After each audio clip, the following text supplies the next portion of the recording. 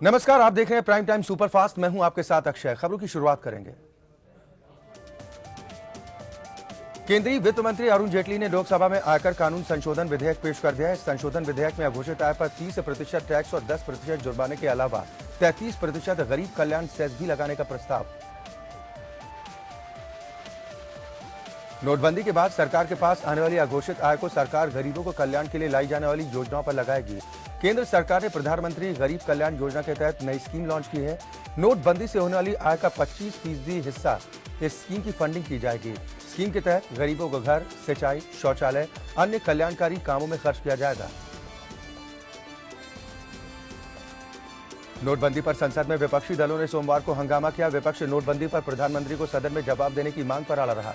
विपक्ष के हंगामे के चलते दोनों सदनों की कार्रवाई कई बार स्थगित करनी पड़ी और दोपहर 2 बजे के बाद दोनों सदनों की कार्रवाई मंगलवार तक के लिए स्थगित की गई। बीएसपी अध्यक्ष मायावती ने एक बार फिर प्रधानमंत्री मोदी पर निशाना साधा है। मायावती ने कहा कि प्रधानमंत्री सदन में जवाब देने से भाग रहे हैं और सदन के बाहर लगातार नोटबंदी पर भाषणबाजी कर रहे हैं। माहौल बना हुआ है इस सरकार के जो बिना तैयारी का जो फैसला लिया कि जैसे भारत बंद हो गया।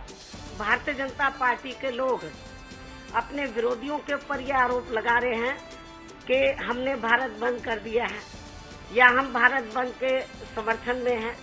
तो भारत बंद तो बीजेपी की सरकार ने खुद ही कर दिया है, सेंटर ने खुद ही कर दिया है।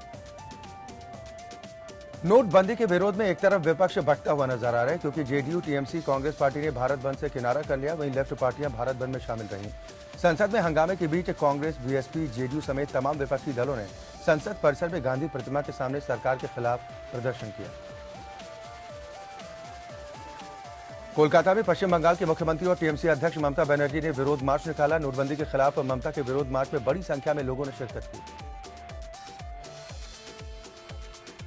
दिल्ली में एनएसयूआई कार्यकर्ताओं ने नोटबंदी के विरोध में जोरदार प्रदर्शन किया। कांग्रेस की एनएसयूआई शाखा ने रासीना रोड से संसद मार्च तक विरोध मार्च की योजना बनाई थी, लेकिन पुलिस कर्मियों ने इलाके में बैरिकेडिंग कर दी और उन्हें आगे बढ़ने की अनुमति नहीं दी।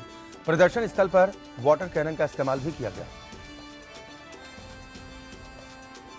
नोटबंदी के खिलाफ विपक्ष जहां आक्रोश दिवस मनाकर अपना विरोध जाहिर करता नजर आया, तो वहीं बीजेपी कार्यकर्ता नागपुर में जन आभार दिवस मना रहे हैं। इसके तहत बीजेपी कार्यकर्ता जनता को नोटबंदी के फैसले का समर्थन करने के लिए धन्यवाद प्रेषित करते नजर आए।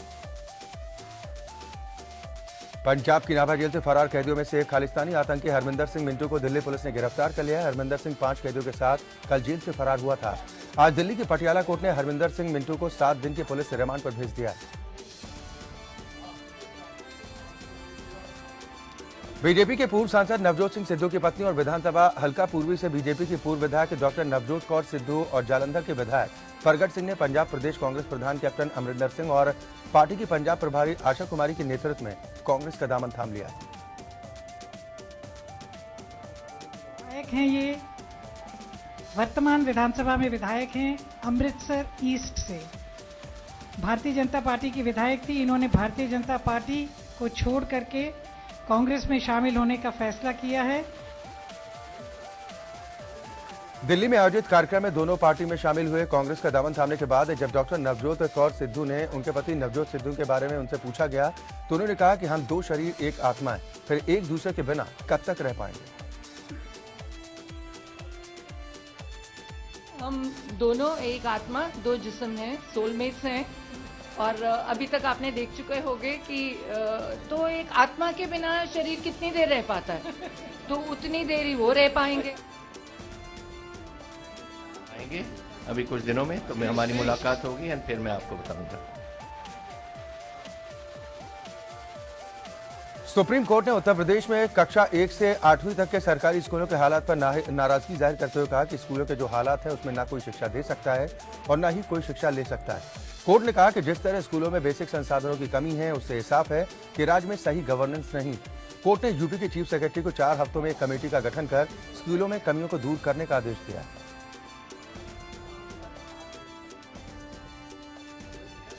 कोर्ट ने उत्तर प्रदेश के मुख्य सचिव को 4 हफ्तों में एक कमेटी का गठन कर स्कूलों में कमियों को दूर करने का आदेश दिया है। सुप्रीम कोर्ट ने एक जनहित याचिका पर सुनवाई करते हुए इलाहाबाद जिले के स्कूलों के निरीक्षण के लिए एक एसआईटी टीम का गठन किया था। एसआईटी ने सोमवार को सौंपी अपनी रिपोर्ट में तकरीबन 35 स्कूलों का निरीक्षण कर सुप्रीम कोर्ट को बताया कि कई स्कूलों में बिजली के कनेक्शन नहीं है, जबकि उनके साथ वाली इमारत में बिजली उपलब्ध है। कई स्कूलों में पीने के पानी का कनेक्शन तक नहीं है और स्कूल हैंडपंप के भरोसे हैं। स्कूलों में सफाई का अभाव है, कई टॉयलेट बंद पड़े हैं, छात्र छात्राओं के लिए अलग टॉयलेट की भी कमी। बिहार के बाहुबली मोहम्मद शहाबुद्दीन के मामले पर सुनवाई करते हुए सुप्रीम कोर्ट ने कई बड़े सवाल उठाए हैं। सुप्रीम कोर्ट ने कहा कि क्यों ना सारे केस दिल्ली ट्रांसफर कर दिए जाएं, क्यों ना शहाबुद्दीन को भी सीवान से दिल्ली जेल ट्रांसफर किया जाए। कोर्ट ने कहा यह मामला भारतीय अपराध शास्त्र में गवाहों की सुरक्षा और फेयर ट्रायल के कॉन्सेप्ट की असली परीक्षा है। सुप्रीम कोर्ट मंगलवार को इस मामले में आगे सुनवाई करेगा। सुप्रीम कोर्ट तय कर सकता है कि सारे 45 केस दिल्ली ट्रांसफर किए जाएं या नहीं। राजदीप रंजन केस में सीबीआई ने सीलबंद रिपोर्ट कोर्ट में सौंपी और कहा कि यह मामला दिल्ली ट्रांसफर कर दिया जाना चाहिए। वहीं शहाबुद्दीन ने इसका विरोध करते हुए कहा कि उन्हें सिर्फ इसलिए ट्रांसफर नहीं किया जा सकता क्योंकि मीडिया ने उन्हें अपराधी घोषित कर दिया है। दिल्ली सरकार बनाम केंद्र के अधिकारियों के मामले की सुनवाई के दौरान सुप्रीम कोर्ट में दिल्ली सरकार ने शुंगलू समिति की रिपोर्ट को लागू करने से रोकने की मांग की। दिल्ली सरकार ने सुप्रीम कोर्ट में कहा कि एलजी की बनाई शुंगलू कमेटी ने रिपोर्ट सौंप दी है। जब तक सुप्रीम कोर्ट इस मामले की सुनवाई करे तब तक इस कमेटी की रिपोर्ट पर कोई कदम न उठाया जाए। सुप्रीम कोर्ट ने कहा कि सारे मामलों की सुनवाई विशेष बेंच 5 दिसंबर को करेगी। दिल्ली सरकार और केंद्र के अधिकारियों को लेकर सुप्रीम कोर्ट दिल्ली सरकार की अर्जी पर सुनवाई कर रहा है। दिल्ली सरकार ने इस मामले में 6 याचिकाएं दाखिल कर दिल्ली हाईकोर्ट के फैसले को चुनौती दी।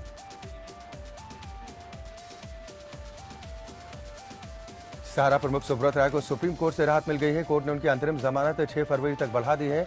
इसके लिए पेरोल के बदले सहारा कंपनी को सेबी के पास 6 फरवरी से पहले 600 करोड़ की रकम जमा करवानी होगी। पिछली बार कोर्ट ने सुब्रत राय की पेरोल अवधि को 200 करोड़ जमा कराने के आदेश दिए थे। इस बार कोर्ट ने 600 करोड़ जमा कराने का आदेश दिया है। साथ ही सेबी को 12,000 करोड़ वो कैसे चुकाएंगे, इसके लिए एक बार फिर रोडमैप कोर्ट को बताने के लिए कहा। सुप्रीम कोर्ट ने बीजेपी नेता सुब्रमण्यम स्वामी की एक याचिका पर केंद्र को नोटिस जारी किया है, जिसमें उन्होंने आर्थिक अपराधों को भी शामिल करते हुए एक ठोस राष्ट्रीय सुरक्षा नीति बनाने की मांग की। स्वामी ने सन टीवी को 3 चरणों वाला FM लाइसेंस जारी करने का मुद्दा उठाया, जिसके बाद सुप्रीम कोर्ट के चीफ जस्टिस TS ठाकुर और जस्टिस DY चंद्रचूड़ की सदस्यता वाली पीठ ने केंद्र को नोटिस जारी किया है। जजों की नियुक्ति करने वाले कोलिजियम के कामकाज के तरीके का विरोध करने वाले सुप्रीम कोर्ट के जस्टिस चेलामेश्वर को समर्थन मिल गया है। विधि आयोग के पूर्व चेयरमैन और दिल्ली हाईकोर्ट के पूर्व मुख्य न्यायाधीश जस्टिस AP शाह ने जजों की नियुक्ति करने वाले कोलिजियम पर निशाना साधा है। जस्टिस VR कृष्णा अय्यर स्मारक व्याख्यानमाला में जस्टिस शाह ने कहा कि कोलिजियम एक क्लब की तरह काम करता है। अपने भाषण में उन्होंने सुप्रीम कोर्ट के पूर्व जज रूमा पॉल के हवाले से कहा कि सुप्रीम कोर्ट या हाई कोर्ट में जजों की नियुक्ति की प्रक्रिया देश की सबसे गुप्त जानकारियों में से एक है। उन्होंने ये भी कहा कि कोलिजियम प्रणाली संविधान निर्माताओं के उद्देश्य के खिलाफ है, क्योंकि ये जजों के उनके मूल काम यानी बहसें सुनने और फैसले सुनाने से दूर करते हैं। नोटबंदी का असर अदालतों पर भी पड़ रहा है। बॉम्बे हाईकोर्ट की गोवा बेंच ने अदालती फीस के लिए ई-पेमेंट सुविधा शुरू कर दी है। ये सुविधा हाईकोर्ट की बेंच के साथ साथ जिला और सत्र न्यायालयों और बाकी निचली अदालतों में उपलब्ध होंगी। इसके तहत नेट बैंकिंग, डेबिट या फिर क्रेडिट कार्ड का इस्तेमाल कर भुगतान किया जा सकेगा। साथ ही स्टैम्प पेपर के जरिए भुगतान की व्यवस्था जारी रहेगी। राष्ट्रीय हरित अधिकरण यानी कि NGT ने अब सिर्फ अंग्रेजी में ही कार्रवाई होगी। NGT ने साफ कर दिया है कि जो वादी व्यक्तिगत रूप से पेश होते हैं वो अपने दस्तावेज केवल अंग्रेजी में ही पेश करें। NGT ने कहा कि 2011 NGT के नियम 33 के मुताबिक अधिकरण की कार्रवाई केवल अंग्रेजी में ही होनी चाहिए। NGT ने यह स्पष्टीकरण ओजस्वी पार्टी की समीक्षा याचिका की सुनवाई के दौरान दिया। NGT ने ओजस्वी पार्टी की याचिकाएं अंग्रेजी में न होने की वजह से उसे अस्वीकार कर दिया था। ओजस्वी पार्टी फिर समीक्षा याचिका दाखिल उसने की थी। न्यायाधीश UD साल्वी की अध्यक्षता वाली बेंच ने कहा कि दायर की गई याचिका में याचिकाकर्ता को यह भ्रम था कि हिंदी के राष्ट्रीय भाषा होने के चलते अधिकरण हिंदी की याचिकाओं पर सुनवाई करेगा। 2015 में ओजस्वी पार्टी ने यमुना नदी में मवेशियों की हत्या में फैल रहे प्रदूषण के खिलाफ NGT से संपर्क किया था। ज्योतिषपीठ बद्रिकाश्रम के शंकराचार्य पद के विवाद को लेकर इलाहाबाद हाईकोर्ट के उस फैसले पर सुप्रीम कोर्ट ने एक बार फिर अपनी मुहर लगाकर स्वामी वासुदेवानंद की अपील को खारिज कर दिया है। वासुदेवानंद ने सुप्रीम कोर्ट में हाईकोर्ट के उस आदेश को चुनौती दी थी, जिसमें हाईकोर्ट ने 22 सितंबर 2016 को आदेश पारित कर यह कहा था कि शंकराचार्य विवाद मामले की सुनवाई लोअर कोर्ट में ही की जाए और उनकी अर्जी को खारिज कर दिया था। इलाहाबाद हाईकोर्ट ने निलंबन के दौरान राज्य कर्मचारियों के तबादले को अवैध करार दिया। हाईकोर्ट ने निलंबन के दौरान स्थानांतरण को गलत बताया। जस्टिस सुनीता अग्रवाल की एकल पीठ ने मथुरा जीआरपी के 3 निलंबित सिपाहियों के स्थानांतरण आदेश को रद्द कर दिया है। वसूली के आरोप में एसपी रेलवे आगरा ने सिपाहियों का निलंबन किया था। कोर्ट में सस्पेंशन और रिलीविंग आदेश को चुनौती दी गई।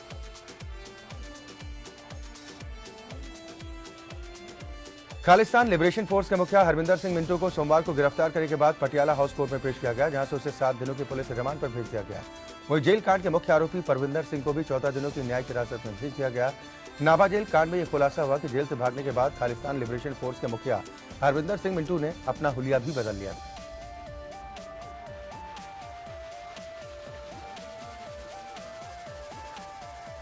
उन्नाव में कांग्रेस की दिल्ली के पूर्व मुख्यमंत्री शीला दीक्षित का लखनऊ से कानपुर जाते समय जोरदार स्वागत किया गया। शीला दीक्षित ने प्रधानमंत्री मोदी को लेकर निशाना साधा। उन्होंने कहा कि मोदी साहब रोज रोज नए ऐलान कर देते हैं, लेकिन उन्हें ये मालूम है कि उनके ऐलान की जमीनी हकीकत क्या है। नोटबंदी के विरोध में कानपुर में कांग्रेस ने जनादेश यात्रा निकालने का आह्वान किया है, जिसमें कांग्रेस की उत्तर प्रदेश की मुख्यमंत्री कैंडिडेट और दिल्ली की पूर्व मुख्यमंत्री शीला दीक्षित शामिल हो रही।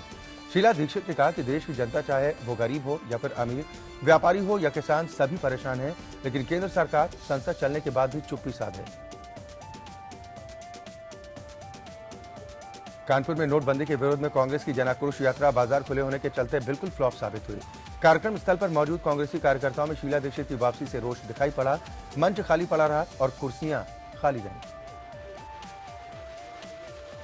नोटबंदी के खिलाफ कांग्रेस ने जनाक्रोश मार्च निकाला। कांग्रेस का ये जनाक्रोश मार्च गुलाब बाड़ी से निकलकर शहर के मुख्य मार्गों से होते हुए गांधी पार्क तक पहुंचा। इस दौरान कांग्रेस के कार्यकर्ताओं ने प्रधानमंत्री नरेंद्र मोदी के खिलाफ जमकर नारे लगाए।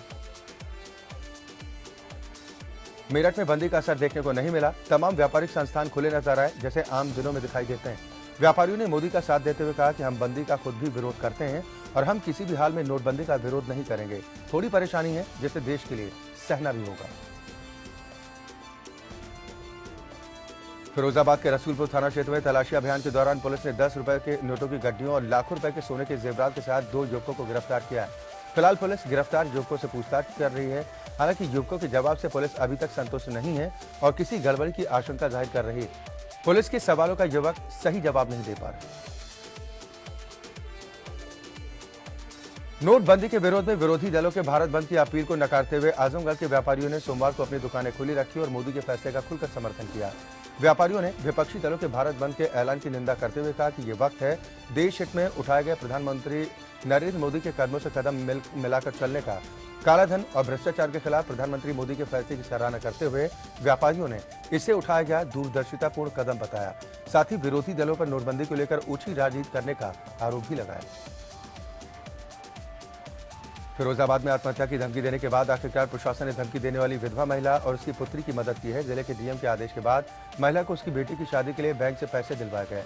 आपको बता दें कि 1 नवंबर को इस विधवा महिला की बेटी की शादी है, लेकिन पास में पैसे न होने की वजह से महिला और उसकी बेटी ने परेशान होकर आत्महत्या करने की धमकी दी थी।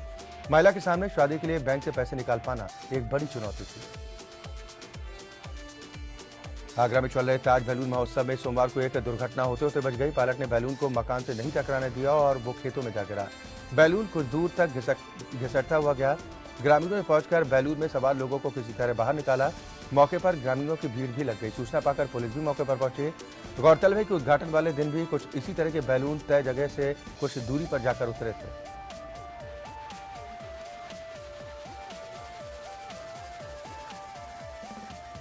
मुंबई में समाजवादी पार्टी ने नोटबंदी का विरोध किया है। देश भर में जहां भारत बंद और जन आक्रोश जैसे कार्यक्रमों का आयोजन किया गया, वहीं सपा ने भी नोटबंदी पर अन्य पार्टियों के विरोध के समर्थन में मुंबई के नागपाड़ा इलाके में नारेबाजी की।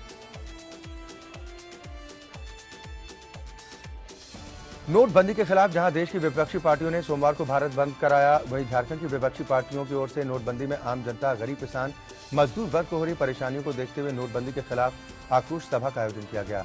इसमें राज्य की तमाम विपक्षी पार्टियां एक मंच पर दिखाई दी।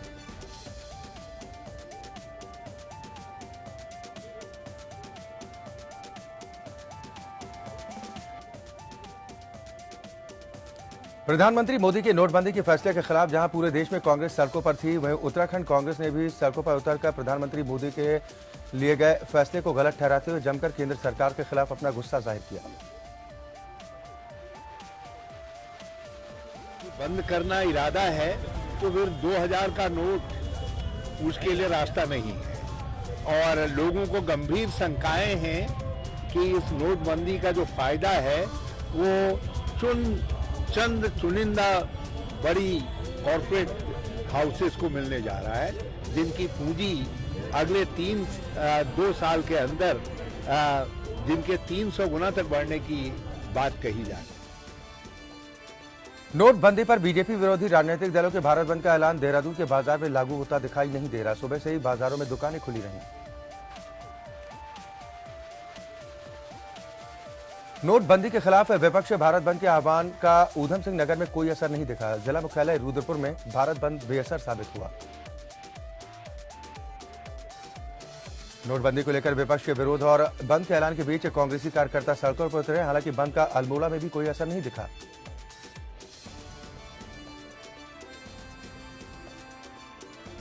बीजेपी के राष्ट्रीय प्रवक्ता अनिल बलूनी की ओर से मुख्यमंत्री हरीश रावत के सामने चुनाव लड़ने की चुनौती पर अब कांग्रेस हमलावर हो गई है। लालकुआं कांग्रेस कार्यालय पहुंचे प्रदेश कांग्रेस प्रवक्ता नितिन पंत ने प्रेस वार्ता कर बीजेपी के राष्ट्रीय प्रवक्ता अनिल बलूनी पर जमकर हमला बोला। भारतीय जनता पार्टी का विशेषाधिकार है कि उनके कोई भी कार्यकर्ता कहां चुनाव लड़ें, पर मैं समझता हूं कि यदि राज्य की समस्याओं के विषय पे उन्होंने कोई बात उठाई होती, यदि प्रदेश के जन सरोकारों पर उन्होंने मोदी सरकार को चेताया होता तो ये एक बड़ा विषय होता। हरीश रावत जी पिछले 5 दशक से उत्तराखंड के मजबूत नेता हैं और लगभग 3 दशक से उत्तराखंड के अग्रणी नेताओं में शुमार हैं। पंजाब की नाभा जेल से भागे आतंकियों के उत्तराखंड में घुसने की आशंका के चलते प्रदेश में रविवार को ही हाई अलर्ट जारी कर दिया गया था। इस क्रम में सोमवार को पुलिस और खुफिया विभाग की टीम ने एक घर में छापा मारा। उत्तर प्रदेश के माफिया उत्तराखंड में घुसकर जमीन को खोदकर अवैध खनन कर रहे हैं। विरोध करने पर माफिया ग्रामीणों को धमकाने के साथ साथ ग्रामीणों के आवंटित सरकारी पट्टों में भी कब्जा नहीं लेने दे रहे।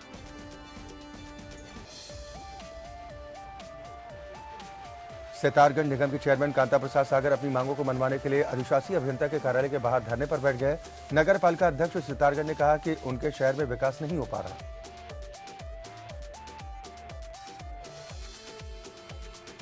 ऊधम सिंह नगर के किक्षा कोतवाली के पुलभट्टा पुलिस ने वाहन चेकिंग के दौरान एक ज्वेलर को 1 किलो सोने के जेवर और पुराने 1000 रुपए के नोट के साथ 7.5 लाख रुपए के साथ गिरफ्तार किया है।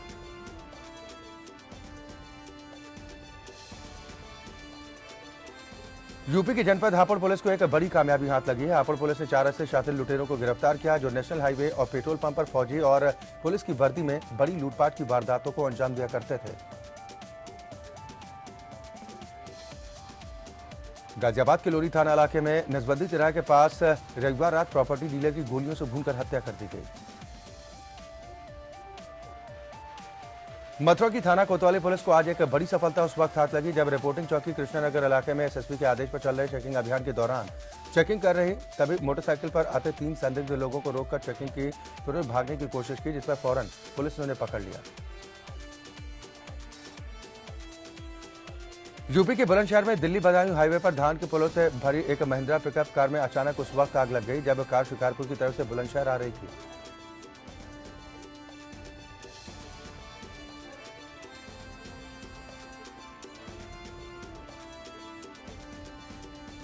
मेगा स्टार अमिताभ बच्चन ने स्वच्छ भारत अभियान में अपने योगदान को सराहने के लिए प्रधानमंत्री नरेंद्र मोदी का शुक्रिया अदा किया है।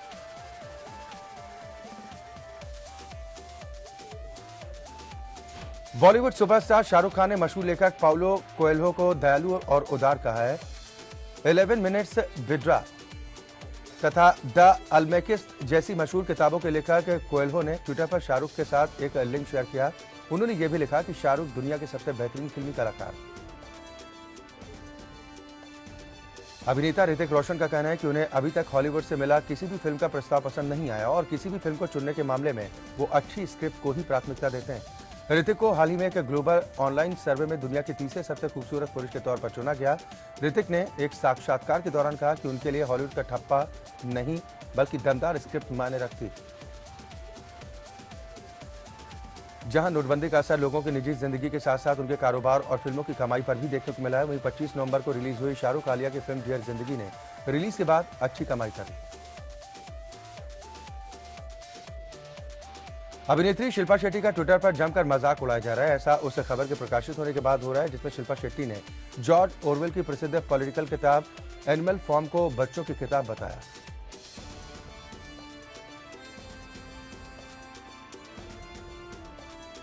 भारत और इंग्लैंड के बीच खेले जा रहे टेस्ट मैच के तीसरे दिन का खेल खत्म होने तक इंग्लैंड ने दूसरी पारी में 4 विकेट पर 78 रन बना लिए। जो रूट 36 और गैरेथ बैटी शुरू पर नॉट आउट लौटे। टीम इंडिया की पहली पारी 417 रनों पर सिमट गई। भारतीय टीम को पहली पारी के आधार पर 134 रनों की बढ़त मिल गई। खेल के तीसरे दिन टीम इंडिया ने 6 विकेट पर 271 रन से आगे खेलना शुरू किया। अश्विन और जडेजा ने 7वें विकेट के लिए महत्वपूर्ण 97 रन जोड़े। एक कैलेंडर ईयर में 500 से ज्यादा रन और 50 से ज्यादा विकेट लेने वाले आर अश्विन दूसरे भारतीय क्रिकेटर बन गए हैं। इसके पहले ये रिकॉर्ड कपिल देव के खाते में था। वीरेंद्र सहवाग ने मौजूदा टेस्ट कप्तान विराट कोहली को लेकर एक बड़ा खुलासा किया है। सहवाग का दावा है कि धोनी ने विराट को टीम से बाहर होने से बचाया था। 2012 में ऑस्ट्रेलिया दौरे पर पर्थ में खेले गए सीरीज के तीसरे टेस्ट मैच में सेलेक्टर्स विराट कोहली की जगह रोहित शर्मा को टीम में मौका देना चाहते थे, लेकिन धोनी ने विराट को चुना। निको रोसबर्ग के 3 बार के चैंपियन और अपने साथी खिलाड़ी लुईस हैमिल्टन को पछाड़कर पहली बार विश्व चैंपियन का खिताब जीत लिया है। अपने देश के माइकल शूमाकर और सेबेस्टियन वेटल के बाद वो तीसरे विश्व चैंपियन बन गए।